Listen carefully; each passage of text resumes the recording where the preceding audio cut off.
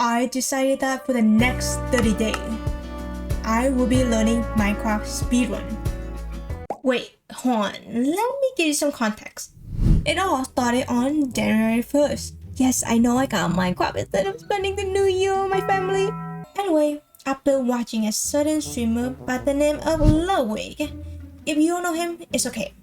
All you need to know is that he is a pro gamer. He recently started speedrunning Minecraft around November of last year. But the thing is, he kept dying. And I thought to myself, how bad can it be, right? Okay. Let's fuck it.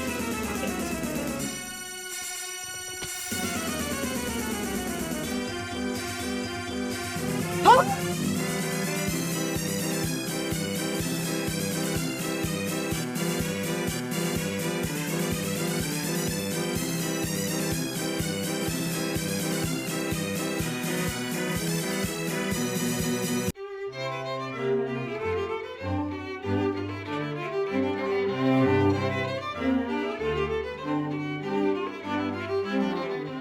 Oh, by the way, I actually just installed Minecraft 2 days ago. Wait, how do I open the menu? Yeah, this is gonna take some time. Because not only is my game not terrible, but my mechanic is also terrible. I ended up spending the first 3 days just learning how to play the game first before I start learning Minecraft speedrun. Or else it would generally be like hydrogen bomb versus coughing baby. So it wasn't really that important, I guess. Let's just head on over to Dave.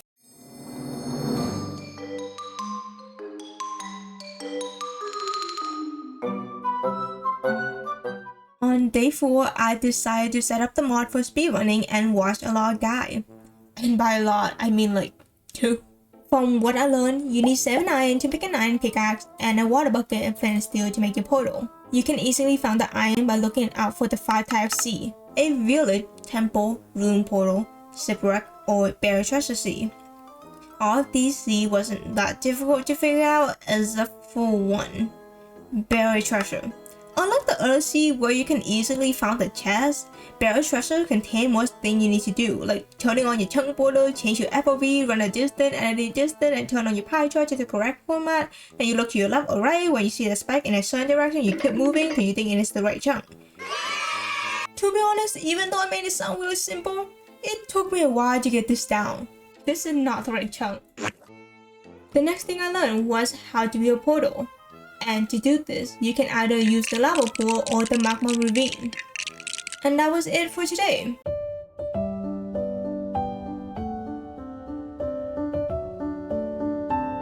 After making your portal, you would obviously go to the nether.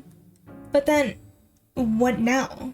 The most important aspect of the nether is the bastion and the fortress.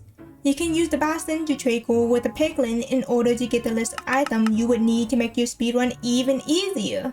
To find the bastion, it is actually really simple. Now for the hardest part, learning how to navigate the bastion.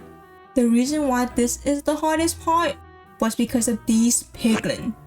They are scary and greedy. If you are not wearing gold armor, they will try to kill you. If they see you open a chest, they will come after you. If you might go.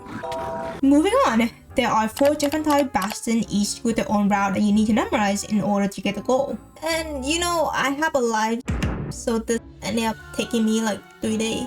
Also, my mom said that if I don't hit at least 1,000 subscribers by the end of the year, I would have to get a job.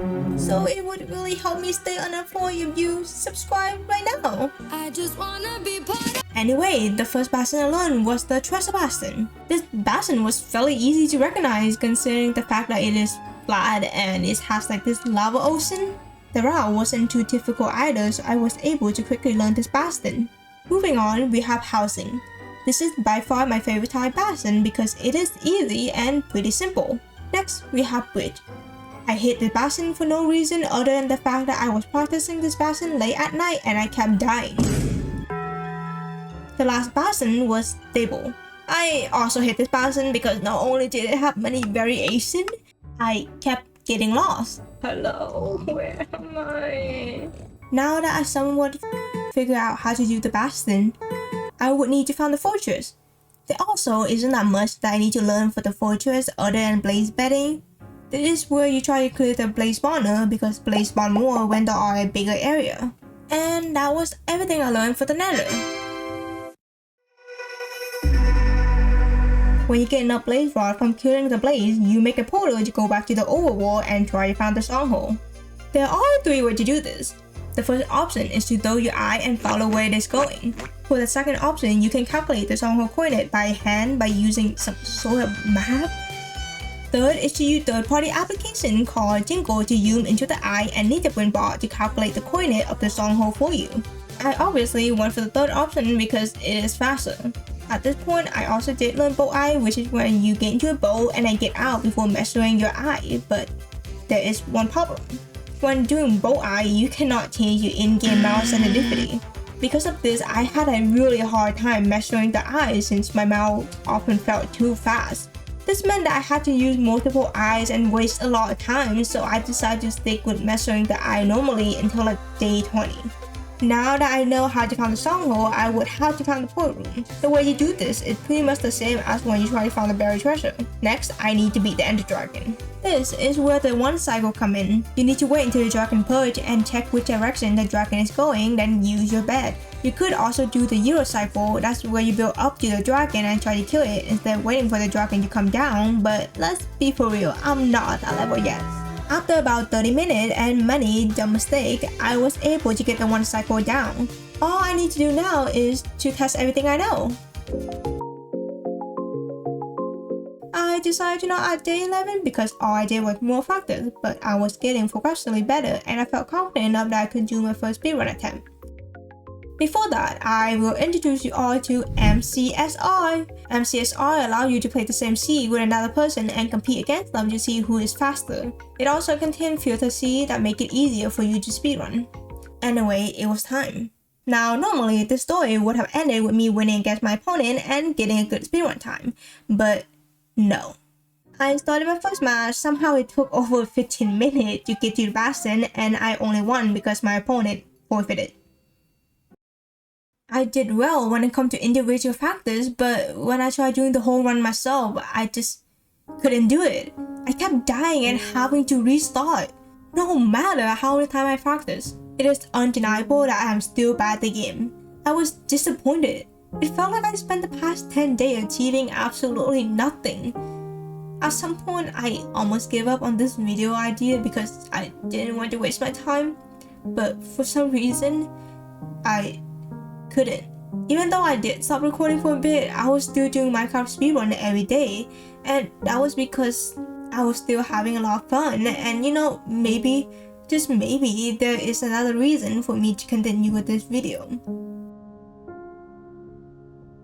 And then, suddenly, on day 17, my first 30-minute speedrun, all I had was this screenshot, but it was evident that I was improving. Just to remind you, I started with not knowing how to open the menu and then taking over an hour to do one speedrun a few days ago. This was the motivation that I needed. And so, I began recording again.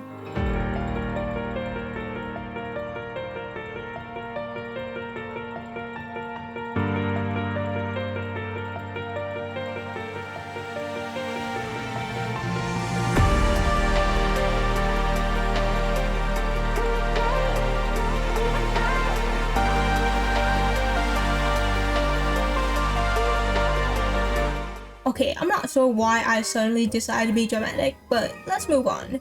At this point, it is already day 29 and I started using bow eye again, but I still cannot measure the eye for the love of my life. I don't know why. I mean, yeah, sometimes I did do it correctly, but most of the time, I didn't. And this cost me a whole run because I would end up like 1000 blocks away from where the stronghold is. So after like 9 days of using bow eye, I just... However, another problem I have is that I haven't gotten a single speedrun under 20 minutes throughout this 29 days. Even when I was close to getting a PB, I would either die or get the stronghold coordinate wrong because of the bow eye. So, I decided to make it my goal to get a speedrun under 20 minutes. In the last one I did for day 29, I was actually very close in doing so. I spawned in a room portal C and started looting the chest. Now I want you all to remember this looting tool sword because it will be important later. After crafting all my tool, I went ahead and got a lot of food. I also got some more block before I went into the nether at around 3 minutes and 15 seconds. My portal was right next to the treasure bastion, so that meant I didn't have to use E-ray and save some time. I did my bastion route like always. While the piglins are trading, I went outside to look for a fortress. I almost missed the fortress that was right in front of me, but thankfully I looked back and did a pole hang where I would decrease the render distance so the pole don't get loaded yet. When I checked my trade and got everything I needed, I increased my render distance. Finding the blaze spawner wasn't too difficult and I started killing 2 of the blaze. But then, if you all remember correctly, I had a looting tool sword. I almost forgot about it. Just in 30 seconds, I got 5 blaze rod. This meant that I could quickly build my portal and go back to the overworld to calculate my stronghold. For some reason, I also decided to get more food that I didn't need before I head back. Now all I need to do is to find the stronghold, which took me like 2 minutes and a very close call. Finding the portal room was not as bad at all. When I got to the end, I did the setup for the 1 cycle and craft my bed. But this situation was kinda silly. I needed to make like 3 crafting tables because the dragon kept shooting at me. While waiting for the purge, I could have eaten some of the food I got, but I didn't. I later threw a pearl thinking the dragon purged, but when I thought I was wrong, I tried to get out of the way. That's when I looked back and realized the dragon was actually purging. Even though I was already too far away, I still wanted to try killing the dragon. That was a big mistake. I barely had any health left and I was not able to get the dragon in time. In my head, I decided that I needed to quickly get out of the way and wait for the next purge. I died. It was a very devastating way to end this run with a very lucky seed, but I still had a day left to complete my goal.